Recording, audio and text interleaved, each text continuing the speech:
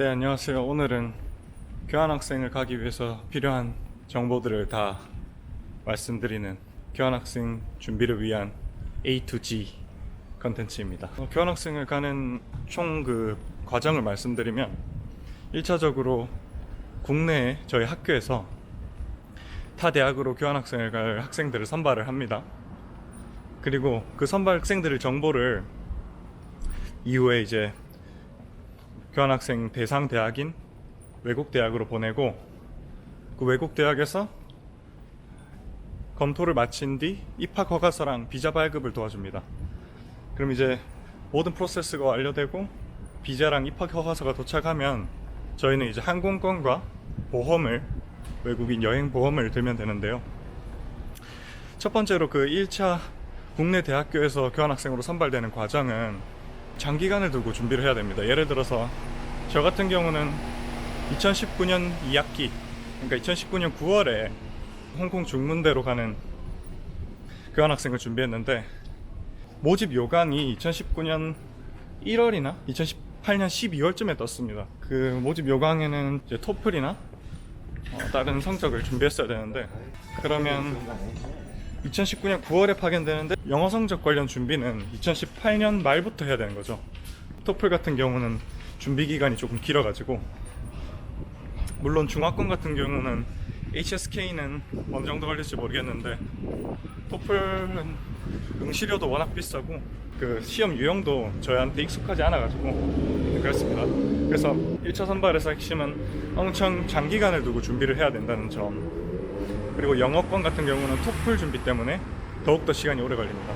그러니까 약 파견되기 한 10개월 전, 11개월 전부터 이제 성적 준비를 하고, 제가 교환학생 갈 대학교를 설정할 때는 기준은 딱 두 가지였어요. 첫 번째는 영어를 쓰는 나라여야 하고, 두 번째는 그 대학교의 QS 랭킹이 어느 정도 저희 학교보다는 상위권에 있어야 된다는 거입니다.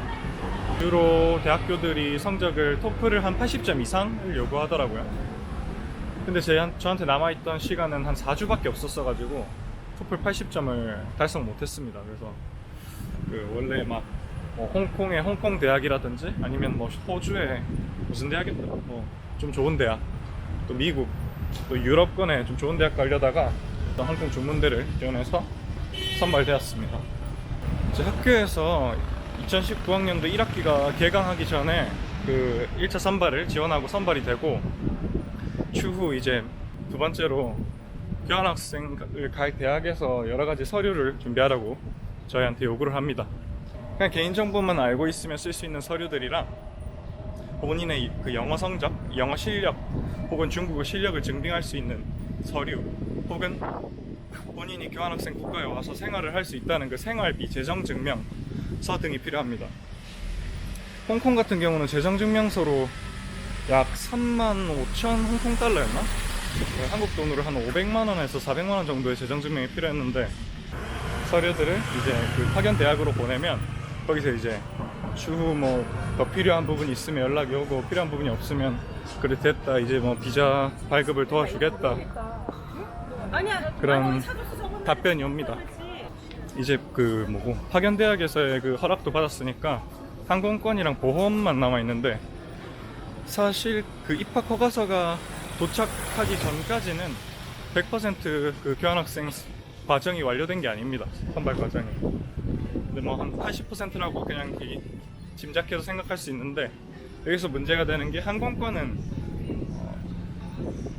미리 구매할수록 싸가지고 그런 리스크를 감당하고 항공권을 미리 구매할 것인지, 아니면 입학 허가서가 완벽하게 도착했을 때 항공권을 구매할 것인지는 본인 선택입니다. 저는 지금 시기로는 아직 100% 완료된 상황은 아닙니다. 그 파견 대학에서 서류가 완료됐다는 증명은 왔는데 입학 허가서나 비자가 아직 발급이 안 돼서 항공권 구매를 망설이고 있는 상황이고요. 제 여행자 보험은 그 외국에 출국함과 동시에 입국할 때까지 모두 커버되는 여행자 보험을 드시는 게 좋습니다. 최근에 보시면 캐나다, 미국이었나? 거기서 이제 교환학생 갔다가 그 입국을 하루 이틀 남기고 여행자 보험이 만료돼가지고 안타깝게도 그 틈 사이에서 사고가 나서 몇 억에 달하는 그 병원비 혹은 이송비 등을 내는 안타까운 사고가 있었는데요. 그런 부분을 다 커버하려면 무조건 출국일부터 입국일까지 모두 커버하는 영자보험을 드셔야 되고요. 이제부터 그 각 단계 말씀드렸던 첫 번째 국내 대학에서의 선발, 두 번째 파견 학교에 대한 서류 완료, 세 번째 항공권과 보험 준비인데 각 부분에 대해서 조금 더 자세하게 다루겠습니다. 국내 대학에서 선발 부분에서는 저희 학교 같은 경우는 영어 성적과 학업 성적 그리고 뭐 이상한 뭐 비교과라고 뭐 외국인 프로그램에 많이 참여했는지 아니면 영어 강의를 많이 들었는지 등에 대해서 했는데 주로 그 배점이 영어 성적에서 가장 높았던 것 같아요. 그리고 그 영어 성적에는 이제 토플이 가장 대표적인데 저 같은 경우는 4주를 기간을 두고 준비를 했는데 그때 그 봉사활동 시간이랑 겹쳐서 실제 준비한 기간은 거의 한 일주일 정도 됐던 것 같습니다. 그래서 많은 분들이 그 뭐 토익 성적이 어느 정도인데 토플이 몇 점 정도 나올 것 같냐 궁금해하신 분들이 있는데 저는 토익이 900점이었고 토플 성적은 일주일 공부하고 77점이 나왔습니다. 아이고. 근데 그 토플 성적 77점에서 주로 리딩에서는 22점이 나왔고 라이팅에서 20점? 그 다음 스피킹이랑 리스닝이 조금 덜 나왔던 것 같아요. 워낙 제가 익숙했던 유형이 아니라서. 사실 저희는 뭐 고등학교 3년 동안 수능 영어 유형이나 공부하고 또 뭐 토익이라고 해봤자 리딩, 리스닝 유형만 익히면 되는 건데 이건 토플 같은 경우는 조금 그 영어에 대한 이해도를 많이 요구하는 것 같더라고요. 그래서 이렇게 고득점은 못했습니다. 하지만 뭐 학교마다 다르겠지만 저희 학교에서는 77점인데도 불구하고 그 QS 랭킹이 서울대랑 비슷한 홍콩 중문대에 파견될 수 있었어요. 그건 참 좋은 점인 것 같습니다. 보자. 그래서 2019년 9월에 파견되는 걸 준비하면서 2018년 12월에 토플 준비를 4주 동안 해서 2차 선발인 2019년 1월에 지원해서 갔습니다. 그리고 팁인데 그 다들 알고 있듯이 호주라든지 미국, 유럽권에 인기 있는 대학들은 1차 모집 때 다 지원이 끝납니다. 그래서 아무리 높은 영어 성적을 가지고 있다 하더라도 2차 시기 때 지원을 하게 되면 원하는 대학에 못 가게 될 수 있습니다. 제가 말할 때 빼먹은 게 있는데 국내 학교에서 교환학생으로 선발되고 교환학생 파견 대학에 서류를 제출하는 그 사이에 그 이유였나? 하여튼 장학금을 신청하는 기간이 있습니다. 뭐 따로 누가 뭐 알려주고 그런 건 아닌데요. 본인이 인터넷 검색하다 보면 찾을 수 있는데 유럽권으로 가시는 분들한테는 크게 아셈디오 장학금이랑 미래셋 교환학생 장학금이 있었던 것 같아요. 뭐 서울 장학재단 장학금이 있다고 하는데 그 부분은 제가 잘 모르겠습니다. 미래셋 교환학생 장학금 같은 경우는 유럽권 가는 학생들에게 700만 원을 지원해주고 아시아권 가는 학생들한테는 500만 원을 지원해줘요. 가장 좋은 점은 그 자기소개서만으로 면접 보지 않고 뽑는다는 간단한 과정을 통해서 선발이 확정된다는 점인데 그만큼 지원자들이 많고 합격하기 어려운 그런 장학금 제도입니다. 매 학기마다 파견되는 장학생들에게 그 장학금을 주고 있는데요. 선발 비율은 총 350명으로 상경계열 30%, 공대 30%였나? 그리고 뭐 의학계열, 예체능계열 이렇게 비율을 나눠서 선발하고 있고 최근 특징은 그 상경계열에서 10% 비율이 줄고 공대 계열에서 10% 늘어난 그런 특징이 있었습니다. 자기소개서 같은 경우는 이제 4개 항목으로 1000자씩이었나? 6, 7000자씩이었나? 적는 것이 있었는데 진실되게 본인만의 그런 교환학생 가는 목적과 부분들을 잘 어필하면 합격할 수 있는 장학금인 것 같습니다. 저 같은 경우도 부끄럽지만 그 자기소개서를 작성하는 기간이 시험 기간이랑 겹쳐서 많은 시간을 할애하지 못했는데 그만큼 생각하는 대로 자연스럽게 진실되게 적으니까 합격할 수 있었던 것 같습니다. 또 미래에셋 교환학생 장학금의 특징으로는 한 4개 정도의 가산점 항목이 있는데요. 첫 번째로는 기초생활수급자분들 가산점을 주는 게 있었고, 두 번째로는 다자녀 가구, 형제자매가 3명 이상이신 분들에게 주는 가산점이고, 또는 봉사활동 300시간? 국내 봉사활동을 엄청 많이 하신 분들께 가산점을 주는 항목이 있었고, 나머지 한 개는 기억이 잘 안 나네요. 그리고 특징은 그 가산점 항목들을 중복해서 적용받으실 수 있다는 점. 예를 들어서 봉사활동도 엄청 많이 하시고 형제자매도 3명 이상이시고 기초생활수급자 가정에 해당되신다면 3가지 가산점 항목을 다 적용받으실 수 있어요. 그러면 엄청나게 합격 확률이 높아지겠죠? 그런 게 특징이고요.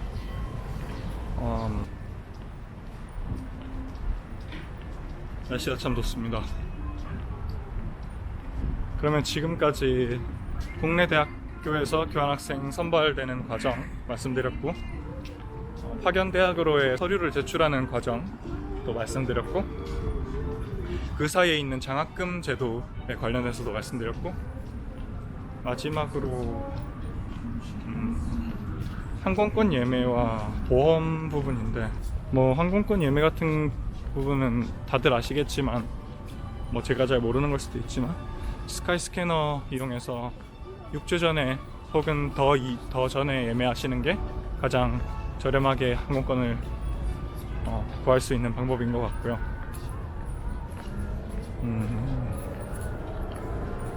여행자 보험 같은 경우는 금액과 보장 혜택을 잘 생각하셔서, 개인적으로는 보험료가 조금 세더라도 많은 부분, 많은 범위와 많은 비용을 보장해주는 여행자 보험을 드시는 게 좋다고 생각합니다. 미래에셋 교환학생 장학금의 자기소개서 부분에서 궁금해할 분들이 계실 수도 있을 것 같아서 말씀드립니다.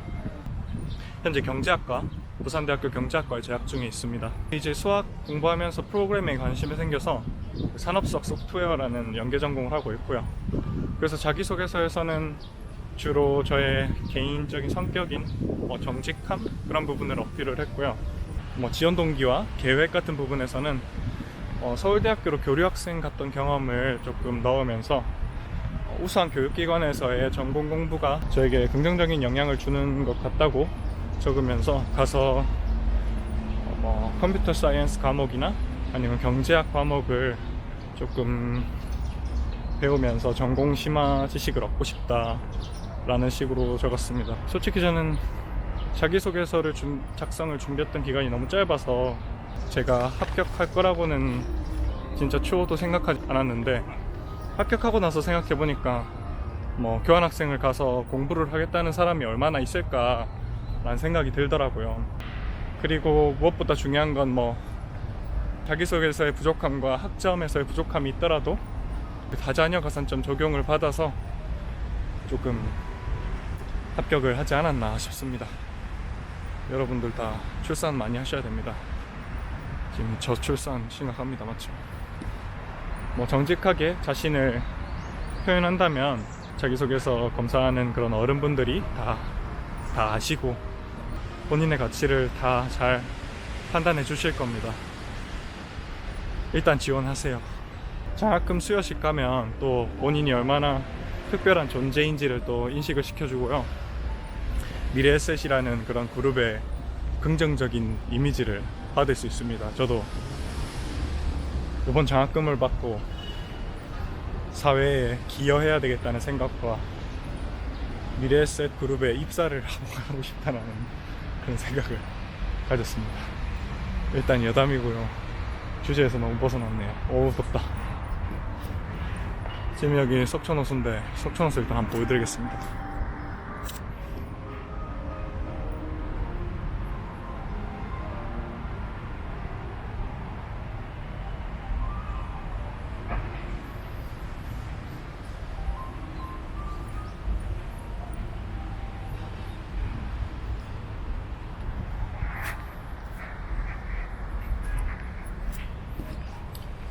만약에 뭐 궁금한 점이 더 있으시면 댓글로 달아주시면 추가적으로 영상 만들어서 다시 업로드하고 혹은 댓글이나 이메일로 정보를 전달해 드리겠습니다. 사실 저도 그렇게 많이 알고 있지 않아서 뭐 많은 정보를 드릴 수 있을지 모르겠는데 최대한 솔직하고 정직하게 궁금해하실 정보들만 최대한 담으려고 최대한 정보 말이 안 나오네요.